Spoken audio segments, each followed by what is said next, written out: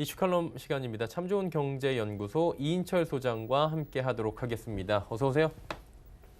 연초에 사실 뭐 1월 효과들 우리가 얘기 많이 해요. 근데 첫 주만 좀 괜찮았고, 그러니까 다음 주가 딱 되니까 갑작스럽게 지난주 금요일 날 이란 사태가 터졌었고요.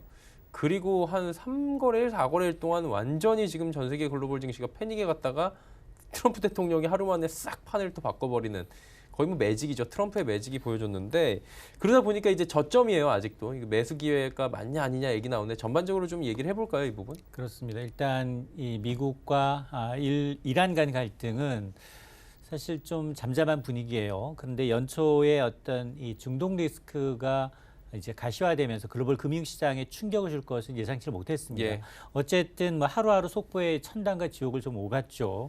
그러다가 결론을 보면 좀 자작극 냄새가 좀 짙다라는 생각이 굉장히 스위스 들어요. 통해 가지고 뭐 얘기했다 뭐 얘기 있잖아요. 그렇습니다. 증시만 놓고 보면 미국 증시는 조정받을 때 조금 받고 거의 연일 사상 최고치를 갈아치우고 그렇죠. 있습니다.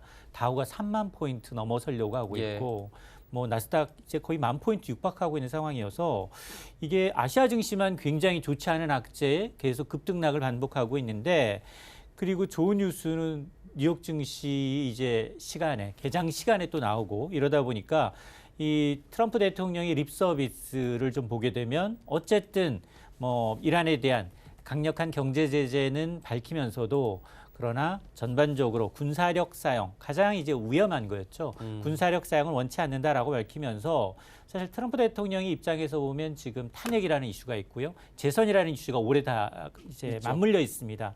자, 과연 긁어 부슬러서 좋을 게 하나도 없다. 득이 될 게 없다라는 거죠. 자, 이런 걸 보면 자신이 적어도 올 이 재선에 나서기 전까지 주식 시장이나 경제에 어떤 타격을 줄 만한 리스크 요인을 만들지 않겠다는 거거든요.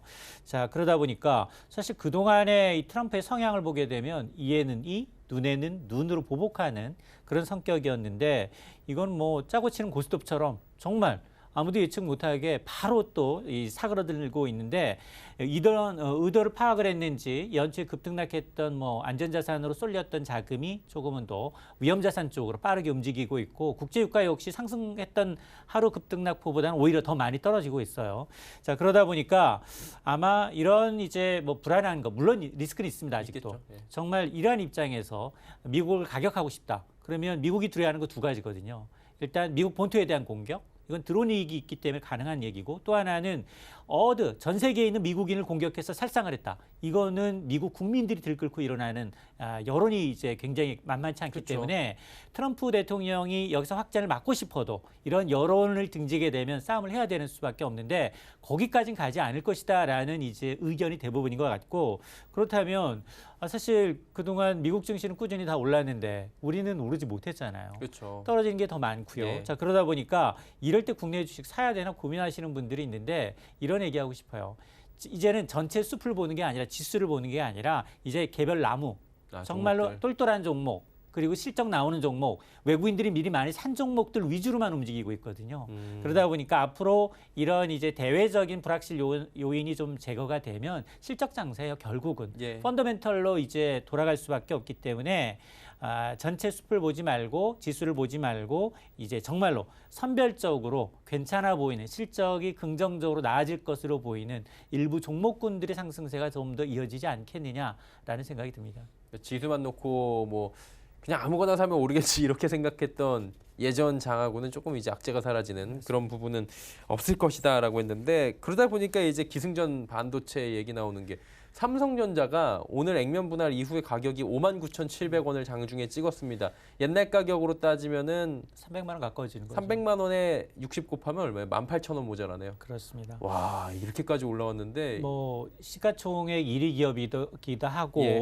그리고 이제 상장 이후 최고가예요. 맞아요. 뭐 액면 분할 이전에도 300만 원은 돌파를 못했기 때문에 어쨌든 뭐 삼성전자, SK 하이닉스가 전반적으로 시장 분위기를 시가총액 1, 2위 기업이 시장 분위기를 이끌고 있는 건 맞습니다. 그리고 이제 실질적으로 이제 2017년 11월에 반도체가 당시에 초호황이었죠. 뭐 정말 이 반도체 만들면 영업이익률이 50%가 넘었을 당시가 예. 있었어요. 그 당시만 하더라도 사상 최고가가 한 5만 7천 원대였거든요. 그러니까 지금 이걸 가만히 넘어섰고 이렇게 되면 뭐 시가총액도 한 350조, 전체 유가증권 상장 기업들 가운데 거의 22%가 넘습니다. 예. 자, 그러다 보니까 지난해 초만 하더라도 너무 어려웠어요. 3만 원대까지 떨어졌었거든요. 그렇죠. 자, 이런 걸 감안하게 되면 뭐 주가가 이제 급반등하고 있는 이유는 너무나 분명합니다. 지난해 말부터 반도체 업황이 좋아지고 있다는 건 실적에서도 좀 나타나요. 4분기 잠정 실적을 보니 당초 한 영업이익이 한 6조 한 5천억 원 정도 남짓 예상을 했는데 7조 원이 넘어섰습니다. 예. 자, 그런 걸 보게 되면 지난해 4분기를 저점으로 해서 조금 반등이 좀 더 이어질 수 있다라는 분위기가 팽배한데 어쨌든 이렇게 메모리 가격도 좋죠. 또 스마트폰도 비교적 잘 팔리죠. 이런 것들로 인해서 미리 외국인들은 많이 샀어요. 아무리 뭐 미국과 이런 중동발 긴장감이 고조된다 하더라도 계속 꾸준히 외국인들이 사모았다라는 점에서 아마 이 부분에 대해서는 조금 더 나아질 수 있다라는 얘기가 나오고 있고 그래서 아마 앞서서 제가 이제 지수 2200이면 사실은 우리가 그동안은 천정이기 때문에 기관들이 이제 기계적으로 주식을 매도했던 오늘도 시점이에요. 약간 좀 그래 프로그램 그렇습니다. 많이 나와요. 예. 그러면서 지수가 또 낮아져서 어느 정도 조정을 받으면 또 사서. 바닥권에서 사서 매물을 이 박스피라는 것에서 벗어나지 않는데 그럼에도 불구하고 지금 1, 2위 업체가 이제 주가를 견인하고 있다 보니까 착시 현상이 있어요. 이 두 개를 빼면 사실은 지수 별거 2000선이 안 되거든요. 그러니까 이 두 개 종목이 가는 것이기 때문에 지수는 별 의미가 없다라는 말씀을 드릴 수 있습니다. 그러게요. 삼성전자가 지금 이 시각 기준으로 했을 때 시가총액에서 22.84. 네. 와, 하이닉스가 4.67. 삼성전자 우선주가 2.58이면 이거 다 합치면 30이 넘어요. 30%예요. 와, 이 정도까지 올라왔기 때문에 요거 지금 빼고 빼버리면. 제외하면 별게 없다라고 우리가 볼 수 있겠죠. 이게 나머지 종목들 보면 아직도 싸다라는 느낌이 좀 날 수밖에 없는데 그러니까 결국에는 또 반도체 얘기로 돌아가서 이야기를 조금 더 나눠보면 수출에서 차지하는 분량이 많고 올해 또 홍남기 경제부총리도 얘기한 게 KDI도 얘기한 게 반도체 수출이 괜찮아지니까 뭐 전체적으로 수출 좋아질 것이다라고 얘기를 하고 있는데 회복세를 계속 유지하려면 미국도 괜찮아야 될 것 같고 여러 가지 조건이 있을 것 같아요. 맞습니다. 반도체가 사실은 이제 수출과 직결됩니다. 예. 우리 수출에서 거의 20% 이상을 차지하니까 가장 높고 반도체가 휘둘리다 보니까 지난해 경우에는 반도체 수출이 한 25% 이상 빠졌어요. 예. 그러니까 전반적으로 수출이 두 자릿수 이상 줄어든 건 글로벌 금융위기 이후 처음입니다. 자, 그러다 보니까 지난달 들어서 디램 현물 가격이 두 자릿수 이상 급등했어요. 자, 이렇게 현물 가격이 오르면 특히나 삼성전자, SK하이닉스는 전략적 고객들한테 납품을 받는 가격이 있어요. 이게 올라야 되거든요. 현물 가격보다도 조금 후행성이 있습니다. 예. 이런 것들은 장기 공급 가격이기 때문에 전략적 고객들한테는 현물 가격보다는 좀 낮게 받아요. 근데 현물 가격이 치솟으면 시차를 두고 반영이 됩니다. 이게 바로 실적에 연결이 되기 때문에 이걸 좀 봐야 되는데 어쨌든 올해 이렇게 이제 이 반도체의 업황에 대해서 이제 긍정적 얘기가 나오는 이유가 일단은 이번 뭐 지금 라스베가스에서는 뭐 세계 가전쇼가 열리고 예. 있습니다만 AI 인공지능이 들어간 굉장히 여러 가지 가전제품, 자동차, 이 고사양의 어떤 반도체 수요가 늘어나지 않겠느냐. 네네. 그리고 데이터 센터를 좀 확충하면서 이렇게 지금 삼성전자나 SK 하이닉스가 주력으로 하고 있는 품목들이 수요가 좀 늘지 않겠느냐라는 거고 또 스마트폰도 마찬가지입니다. 플렉서블이며 계속해서 좋은 고사양의 스마트폰들이 잘 팔리고 있고 서로 이제 5G를 위주로 이제 판매를 하다 보니까 이런 고사양의 메모리 칩 판매가 늘어날 수 있다라는 건데 최근에 이제 국제무역연구원이 2020년 수출입 이제 전망을 보니까 올해 반도체 수출이 지난해보다 10% 이상 늘어난. 그러니까 지난해 감소폭을 다 만회한다는 거거든요. 한 1,050억 달러에 달할 것이다라는 겁니다. 다만 제가 이제 관심 있게 보는 건 과연 이런 반도체 가격 상승세가 얼마나 지속될 거냐. 이게 정말 일회성이다. 세계 경기가 꺾인다면 IT 기업들 투자를 안 하거든요. 그렇죠. 투자를 또 미루거든요. 그러면 멀티 딥이 나타날 수 있다는 거예요.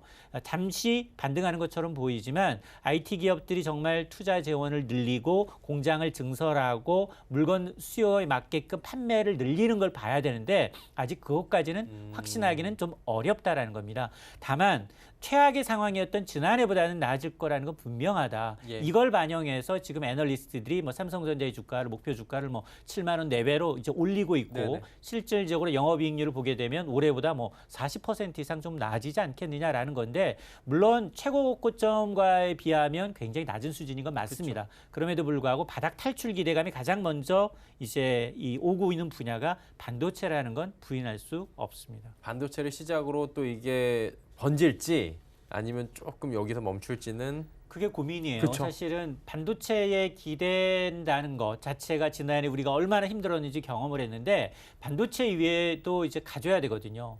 우리가 강점인 것들 바이오도 그렇고요.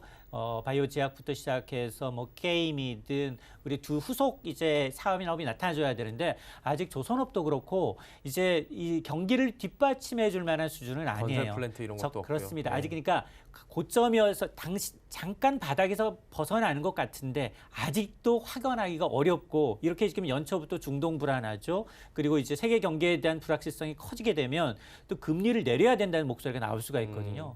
이렇게 되면 확실히 기업들이 선수회적으로 이제 투자라고 이런 것들이 나타나지 않는다면 반도체 하나만으로 우리가 이제 올해를 기댄다. 이것도 굉장히 리스크 있는 전망입니다.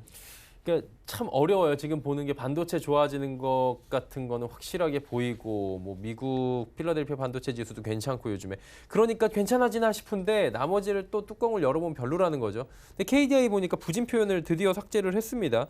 그러니까 회복 조짐이 보인다. 이건 좀 너무 가는 그 해석일 수도 있긴 한데 그래도 전보다 나아지지 않겠느냐라는 쪽으로 해석을 할 수 있잖아요. 그렇습니다. 예. 아마 지난해 국책연구기관이면서 정부의 전망치와 굉장히 척을 졌다. 예. 굉장히 괴리감이 좀 있어서 그나마 이제 시장의 눈높이는 맞췄지만 예. 정부의 눈밖엔 좀 난 측면이 낮죠. 없지 않아 있어요. 그럼에도 불구하고 일단 1월 경제 전망 그린북을 통해서 이제 KDI 한국개발연구원이 내놓은 전망을 보게 되면 어쨌든 보면 이것만 놓고 보면 한국 경제 봄이 오나라는 이제 기대감을 가질 수 있는데 그 내용을 좀 보게 되면 지난 4월부터 12월까지 있었던 이 9개월간 이어져 왔던 경기 부진이라는 단어를 삭제를 했습니다. 예. 대신에 경기 부진이 완화될 가능성이 있다라고 아주 조심스럽게 평가를 하고 있어요.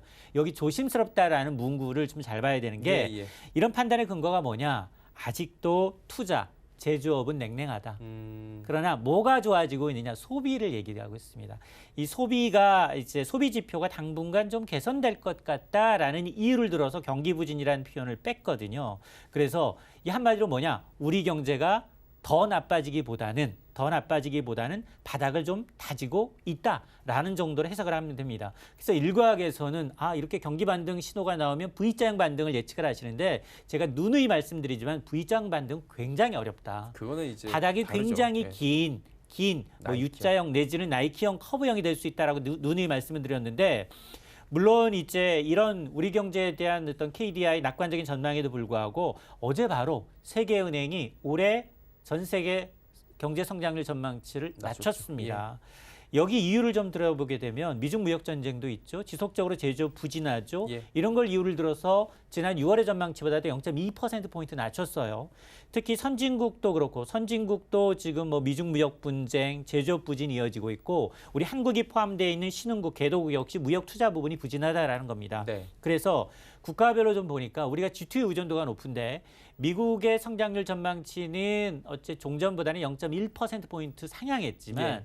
중국에 대한 전망치는 같은 기간 0.2%포인트 오히려 낮췄어요. 근데 우리는 미국보다 중국 의존도가 2배가량 더 높습니다. 그렇죠. 자, 그러다 보니까 물론 뭐 세계은행이 2011년, 내년, 후내년, 2022년 경기 전망은 올해보다 나아질 수 있다라고 하는데 나아지는 폭이 0.1%포인트예요. 그러니까 미미하네요. V자형 반등이 아니라 굉장히 바닥이 좀 길어질 수 있다라는 점을 이제 좀 간과를 해서는 안 되겠습니다. 예. 좋아진다고 하는 측면이 그리고 그런 것도 있는 것 같아요. 작년에 워낙 힘들었다 보니까 그만큼은 아닐 것이다라고 이야기를 또 해주는 부분도 있는 것 같은데 한 가지 좀 궁금한 게 다음 주에요. 15일이 우리가 지금 잊고 있었던 거 이란 사태에 묻혀서 15일에 미중 간의 무역 분쟁 1단계 서명에 합의하기로 했는데 와 이거를 진짜 시장에서 지금 까맣게 잊고 있는 분위기거든요. 이걸로 올리고 내렸잖아요 그동안. 이거는 예.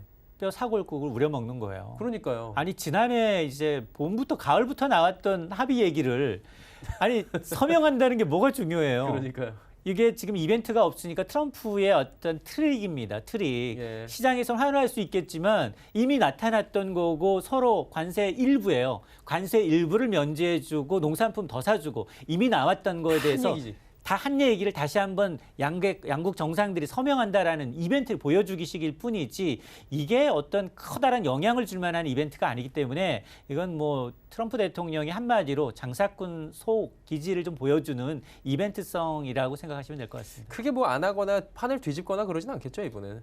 이걸 그것도 장담 못해요? 이건 판을 뒤집고 할 만한 문제가 아니에요. 2차, 3차 더 중요한 민감한 문제가 있기 때문에 첫 번째 단계를 받지 않는다면 예. 첫 번째 협상에 대한 합의를 이루어지지 않는다면 2, 3단계 나갈 수가 없습니다. 근데 적어도 트럼프 대통령 입장에서는 지금 입지가 내부에서 굉장히 좋지 않아요. 그렇죠. 미국인들조차도 굉장히 이제 배타적인 감정이 많기 때문에 적어도 11월 총선이 있을 때까지는 굉장히 조심스럽게 외교 문제든 경제 문제든 굉장히 다독거리면서 미국만큼은 아메리칸 퍼스트를 굉장히 철저하게 지켜가면서 운영될 거다라는 점은 뭐 분명해 보입니다. 예, 뭐 1단계 합의 이후에 이제 소장님 뵐 것 같은데 2단계 얘기는 다음 주에 한번 나눠보면 될 것 같습니다. 오늘 말씀은 여기까지 듣도록 하겠습니다. 고맙습니다.